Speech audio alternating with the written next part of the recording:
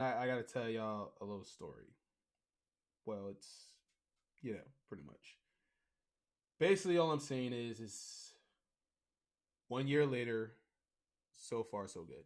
Now, the reason why I say 1 year later, so far so good, because around this time last year, I was in a committed relationship that was going on 2 years, and I did everything in my power to make that person happy, and and make her feel like the queen that she truly rightfully is. And yes, throughout the duration, there are problems, there are you know bumps and ditches in the road.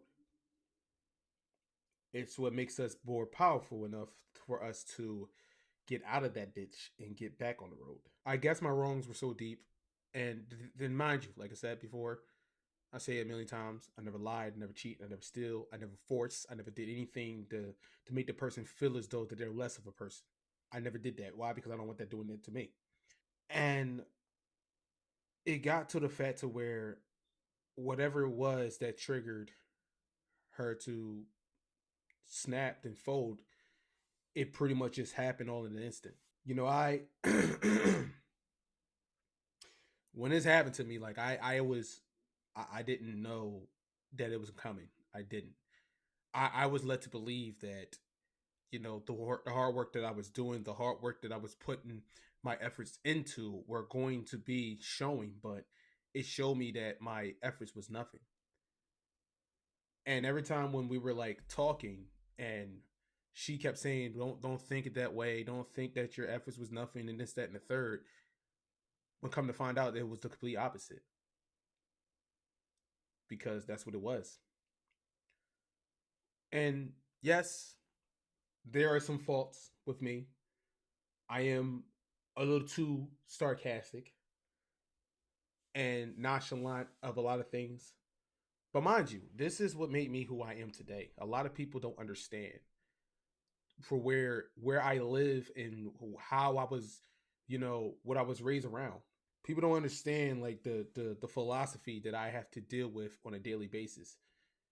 That's why I'm so sarcastic. That's why I'm so, nonchalant when it comes to certain things, because I learned that sometimes there are little things that you should never have to make a big thing out of.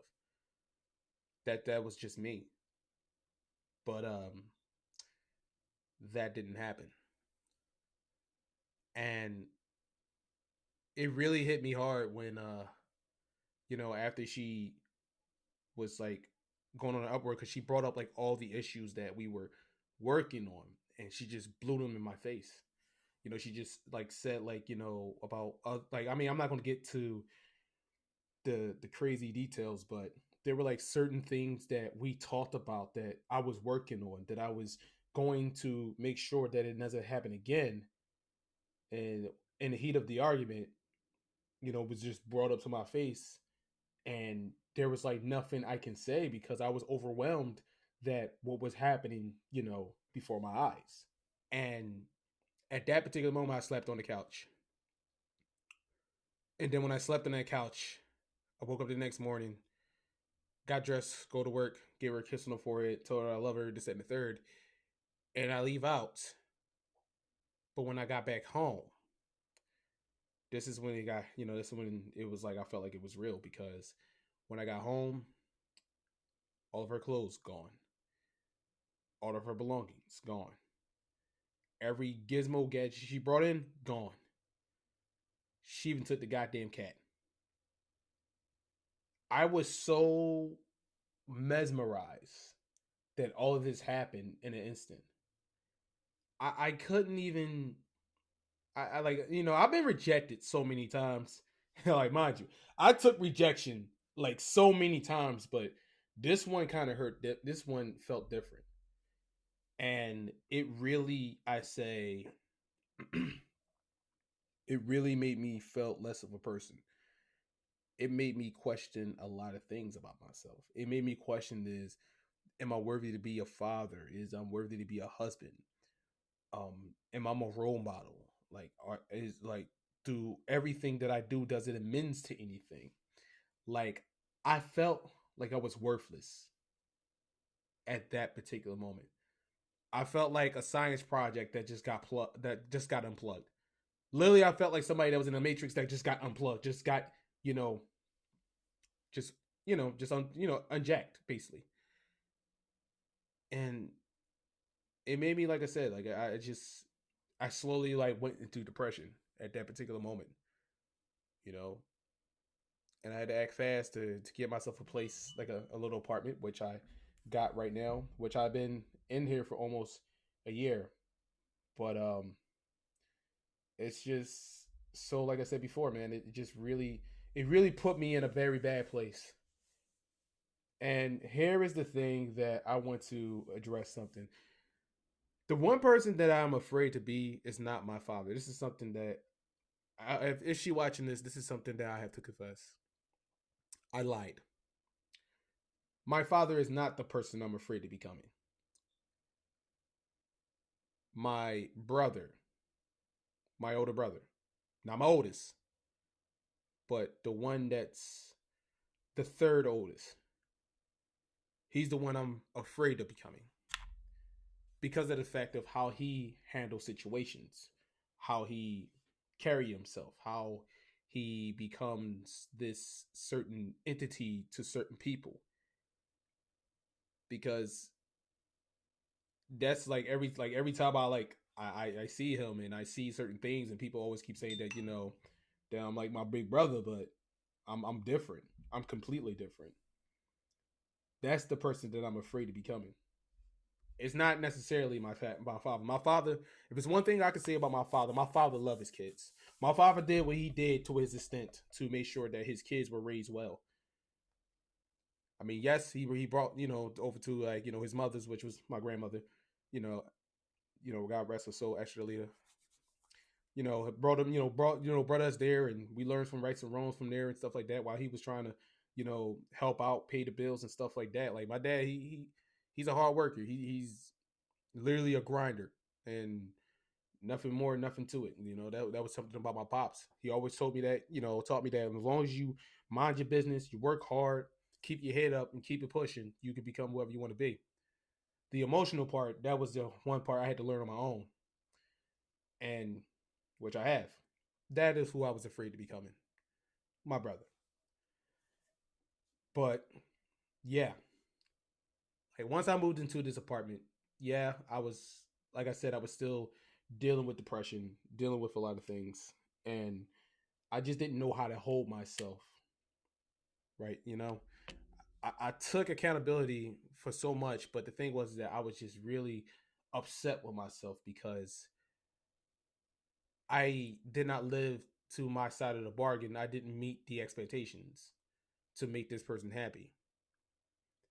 And there's one part of me that was upset with her because she had went beyond and pretty much she broke her promises.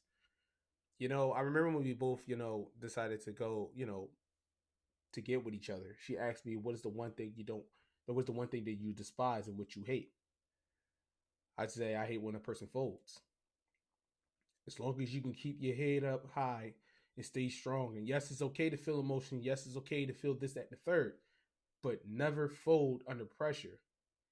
If pressure comes to you, you have to be that cold because pressure turns in, pressure on cold turns to diamonds. And she folded under pressure. And then she told me not to break her heart, but she ended up breaking mine. So that particular part, that's where I hated her at that particular moment.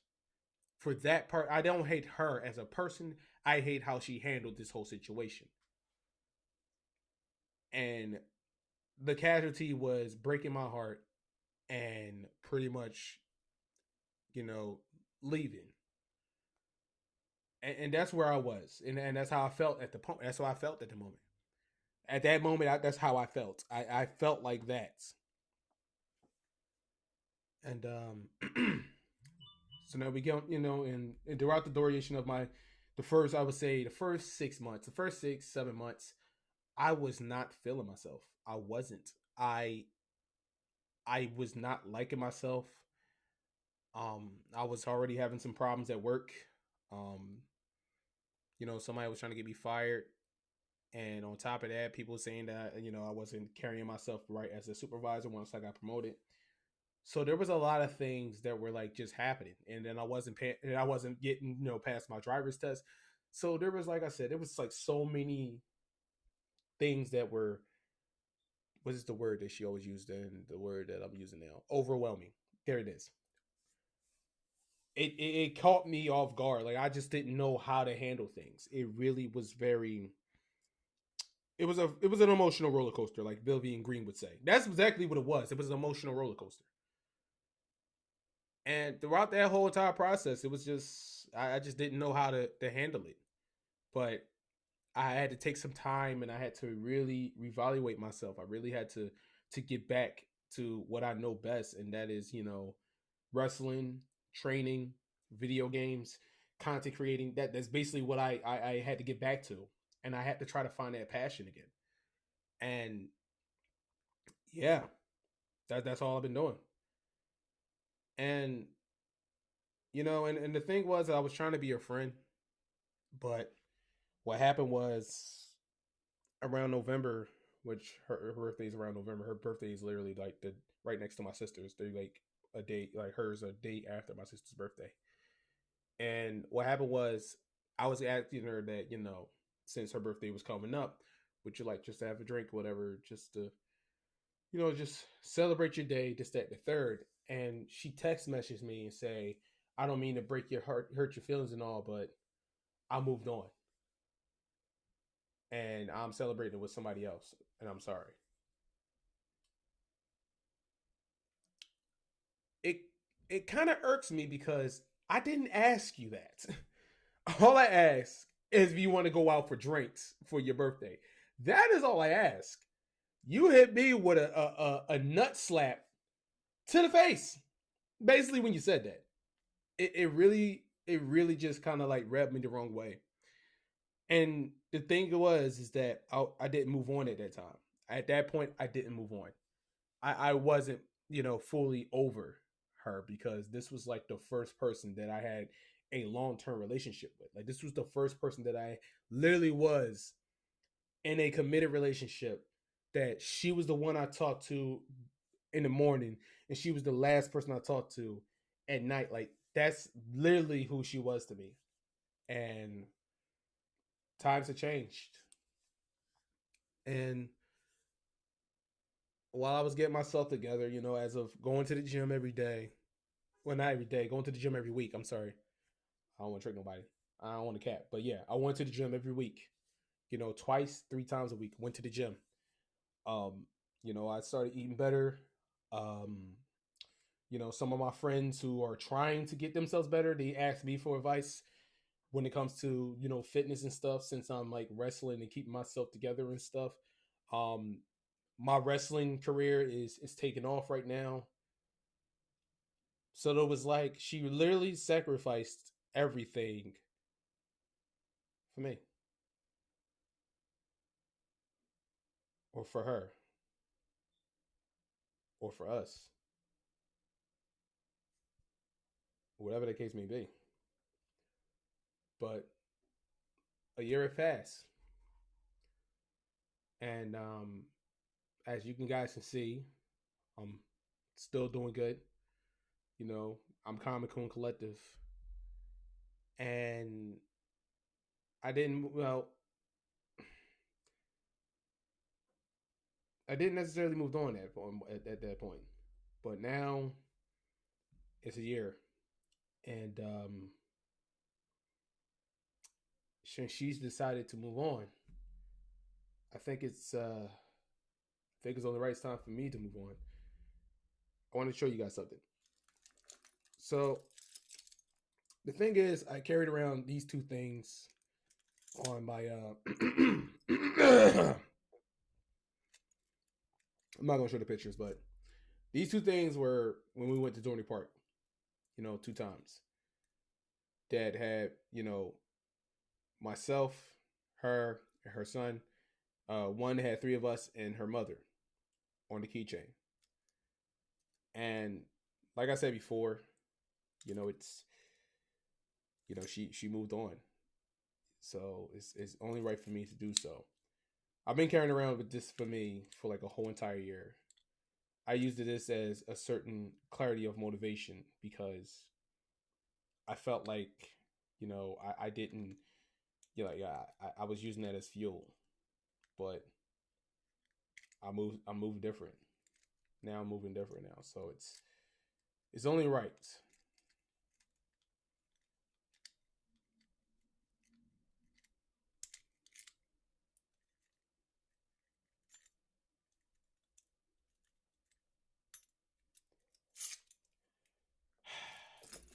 I carried these things for a whole entire year. This was just a reminder of the good times. But yeah, I guess it's time to move on from the good times.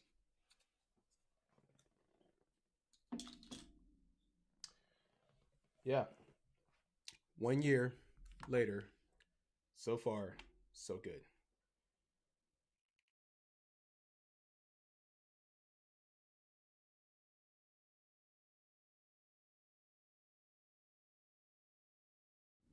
If you guys enjoyed the video, don't forget to like, share, comment, and subscribe to the channel.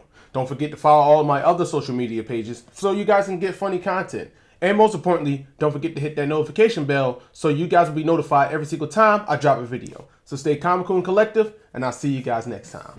Peace.